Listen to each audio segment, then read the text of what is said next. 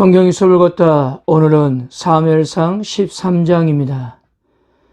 이스라엘 백성들은 우여곡절 속에 왕을 세워달라는 자신들의 요구를 하나님으로부터 관철시켜 이제 새로운 정치 형태의 모습으로 처음 내딛는 순간이 바로 사무엘상 13장입니다.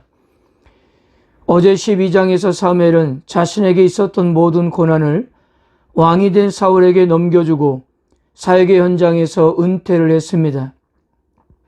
이제 본격적으로 사울이 왕으로서 리더십을 발휘하게 되는데 그 첫 시작을 13장에서 소개하는 것입니다.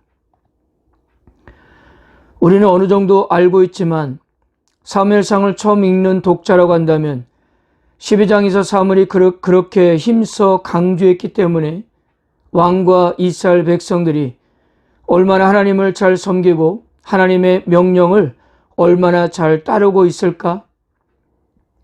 또한 그렇게 원해서 왕이 세워졌는데 정말 그들이 꿈꾸는 이상적인 나라가 되었을까? 하는 기대를 안고 13장으로 넘어올 것입니다. 그런데 13장으로 넘어오자마자 사울과 이스라엘 백성들의 모습에 너무나 실망할 수밖에 없는 것입니다. 그렇게 야심차게 시작한 이스라엘의 왕정 제도의 초대 왕이었던 사울은 본격적으로 나라를 다스리는 모습을 보니까 하나님만을 의지하고자 하는 마음보다는 자기 중심적인 판단을 하기 시작했기 때문이에요. 막상 블레셋과의 전면전이 시작되자 사울 왕은 어찌할 바를 알지 못했고요. 이스라엘 백성들은 이것이 하나님을 믿는 백성이 맞는가 싶을 정도로 거의 모두 도망가고 숨고 남아있는 사람들은 다 떨고 있었던 것입니다. 좀 이해할 수 없는 것은요. 이스라엘 백성들은 사울의 리더십으로 일사불란하게 움직여서 암몬과의 전쟁에서 한 차례 승리를 경험했다는 사실이에요. 그런데 똑같은 사울 왕이고 똑같은 이스라엘 백성이었는데 블레셋과의 전쟁에서는 다른 왕이고 다른 백성들처럼 완전히 다른 모습이었다는 것입니다. 그렇다면 성도 여러분, 왜 이런 차이가 있었을까요? 그 근본적인 차이는 암몬과의 전쟁에서는 여호와의 신이 임하면서 하나님이 주도하시는 전쟁이었지만 블레셋과의 전쟁에서는 여호와의 신이 임하는 장면이 없었다는 거예요. 단순히 군사들의 숫자와 군사들의 사기의 문제가 아니었다는 거예요. 결국은 하나님께서 주도하시는 전쟁이 아니었기 때문입니다. 물론 암몬과의 전쟁처럼 이스라엘 백성들이 블레셋과의 전쟁에서는 많이 모이지 않았습니다. 그런데요, 결코 하나님께서 주도하시는 전쟁은 사람의 숫자가 중요하지 않다는 것을 14장에 가서 목격하게 될 것입니다. 이렇게 놓고 보면 겉으로는 어찌할 수 없는 전쟁이 이야기지만 결국 사울 왕과 이스라엘 백성들의 신앙의 문제였던 것입니다. 사랑하는 성도 여러분, 지금 사울 왕과 이스라엘 백성들의 모습은 곧 우리의 모습이지 않을까요? 사울 왕과 이스라엘 백성들은 적군의 군사력 때문에 겁에 떨고 있지만 정작 그렇게 된 것은 하나님을 의지하지 못했던 그들의 신앙 때문이었습니다. 그들에게는 만왕의 왕이신 여호와 하나님이 계심에도 어느 누구도 그런 절박한 상황에서 하나님을 찾지 못했다는 것입니다. 지금 우리 삶에 일어나는 많은 일들도 마찬가지입니다. 겉으로 볼 때는 사랑과의 문제이고 가족 간의 문제, 경제적인 문제, 건강상의 문제일지 몰라도 그 어떤 삶의 문제든지 이것을 풀 수 있는 것은 신앙의 원리밖에 없다는 사실입니다. 신명기 20장 1절과 3절을 읽겠습니다. 내가 나가서 적군과 싸우려 할 때에 말과 병거와 백성이 너보다 많음을 볼지라도 그들을 두려워하지 말라. 애굽 땅에서 너를 인도해 내신 내 하나님 여호와께서 너희와 함께 하시느니라. 말하여 이르기를 이스라엘아 들으라. 너희가 오늘 너희의 대적과 싸우려고 나왔으니 마음에 겁내지 말며 두려워하지 말며 떨지 말며 그들로 말미암아 놀라지 말라. 겁내지 말고 두려워하지 말고 떨지 말고 놀라지 말라고 하신 말씀은 하나님께서 함께 하실 것이기 때문이었습니다. 그런데 사울과 이스라엘 백성들은 어떤 모습이었어요? 6절과 7절을 보세요. 이스라엘 사람들이 위급함을 보고 절박하여 굴과 숲풀과 바위 틈과 은밀한 곳과 웅덩이에 숨으며 어떤 히브리 사람들은 요단을 건너 갓과 길르앗 땅으로 가되 사울은 아직 길가에 있고 그를 따르는 모든 백성은 떨더라. 물론 숫자적인 열세는 분명했습니다.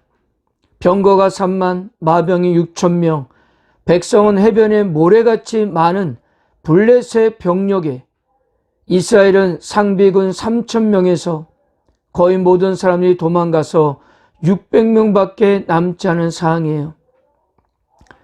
일반적인 상식으로는 게임이 되지 않는 상황이거든요. 그러나 그런 상황에서 신명기 20장의 말씀을 기억하고 하나님께 부르짖었다면 어떻게 되었을까요? 그렇다면 얼마든지 상황은 달라지지 않았을까요? 그런데 그렇게 부르짖는 사람이 단 한 사람도 없었습니다. 사울왕도 이 상황에서 하나님을 의지하지 못했고요. 너무 안타까운 것은요, 사울은 지금부터 죽을 때까지 단 한 번도 하나님을 의지하지 못했다는 사실이에요. 그런데 재밌는 것이 무엇인지 아십니까? 14장으로 넘어가면 13장과 같이 여전히 블레셋의 병거는 3만이고 마병은 6,000명, 군사의 수는 해변의 모래같이 많은 상황인데 요나단이 자신의 무기를 든 사람 단 둘이서 하나님을 의지하고 적진으로 들어가서 블레셋의 진영을 흔들어 놓았다는 겁니다. 13장 7절에서 사울과 백성들이 떨고 있었다고 했는데 이 똑같은 단어가 14장에도 언급되고 있어요. 14장 15절 한번 보세요. 들어있는 진영과 모든 백성들이 공포에 떨었고 부대와 노략군들도 떨었으며 땅도 진동하였으니 이는 큰 떨림이었더라. 오히려 요나단을 통해서 블레셋 사람들이 떨고 있었던 것입니다. 즉 무엇이에요?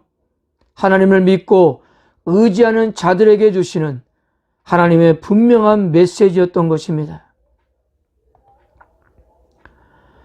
그러나 사울은 하나님만 의지하고 바라보는 믿음이 없었어요. 그의 눈에 보이는 것은 오로지 현실의 문제였어요. 11절입니다.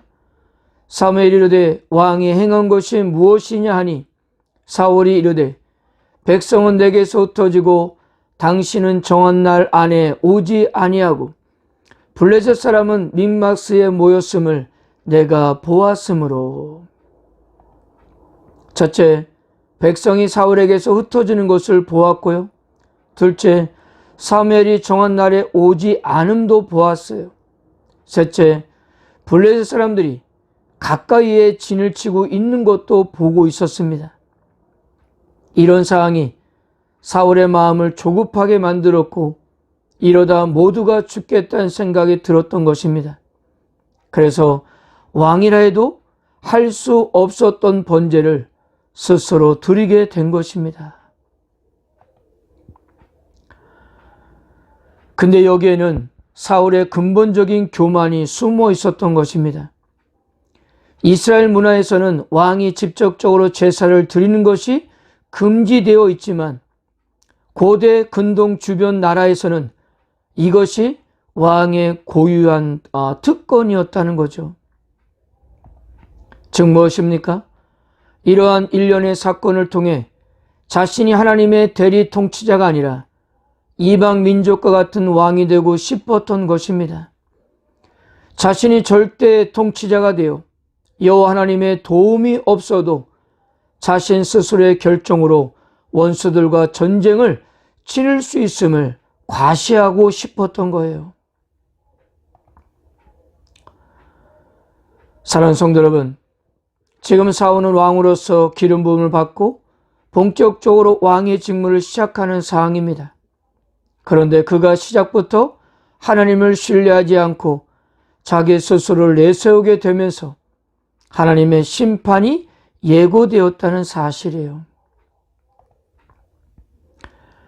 이렇게 놓고 보면 사울이 사무엘을 7일 동안 기다렸다는 것은 단순히 사무엘과 사울이 위치해 있는 거리가 7일이 걸려야 도착할 수 있는 거리라는 의미가 아니라 이 7일은 하나님께서 사울의 행동을 평가하기 위한 특별한 시간이었던 것입니다. 즉 사울은 7일 동안을 온전히 기다리면서 사무엘의 제사를 통해 하나님께 부르짖을 때 임하는 구원의 완성을 소망해야 했던 거예요. 아무리 불리한 상황이라도 인간적인 수단을 모두 내려놓고 오로지 하나님의 도움만을 간구해야 했습니다. 그런데 사울 왕은 그러지 못했어요. 끝까지 하나님만을 신뢰하면서 이럴 때일수록 믿음을 가지고 하나님만을 바라봐야 했는데 그저 변명하기만 급급했습니다. 부득이하여, 즉 어쩔 수 없어서 그랬다는 거예요. 사랑하는 성도 여러분, 만약에 우리가 사울 왕이었다면 여러분들은 어떻게 선택을 했을까요? 물론 쉽지 않은 상황입니다. 그러나 성경을 보면 하나님께서는 여기에 대해서 분명하게 약속하셨다는 사실이에요. 시편 40편 1절을 보면요, 내가 여호와를 기다리고 기다렸더니 귀를 기울이사 나의 부르짖음을 들으셨도다. 기다리고 기다렸더니가 절대적 부정사로 표현되어 있습니다. 무엇입니까? 아무리 시간이 오래 가도 끝까지 기다리고 기다리면 하나님께서 들으시고 응답해 주신다는 겁니다. 할렐루야. 사랑하는 성도 여러분, 인생의 갖가지 위기 상황 속에서 더욱 하나님의 약속의 말씀에 의지하여 믿음으로 살아가기를 축복합니다. 환경보다 하나님만을 바라보세요. 인간의 수단을 강구하지 마시고 오직 하나님만을 신뢰하십시오. 그리고 무엇보다도 우리의 연약함 속에서도 변명이나 핑계보다 회개하고 돌이키시기를 바랍니다. 하나님께서는 인생의 여러 가지 상황에서 우리가 하나님을 의지하고 신뢰하기를 바라십니다. 그런 우리들에게 하나님께서는 당신의 살아계시다는 증거를 보여주실 것입니다. 부디 여러분들의 문제를 스스로 짊어지고 가지 마시고 하나님께 맡겨보세요. 하나님은 당신의 주권으로 아름답게 인도해 주실 것입니다. 오늘도 변함없이 함께 하시는 하나님을 신뢰하는 하루가 되시기를 축복합니다. 아멘.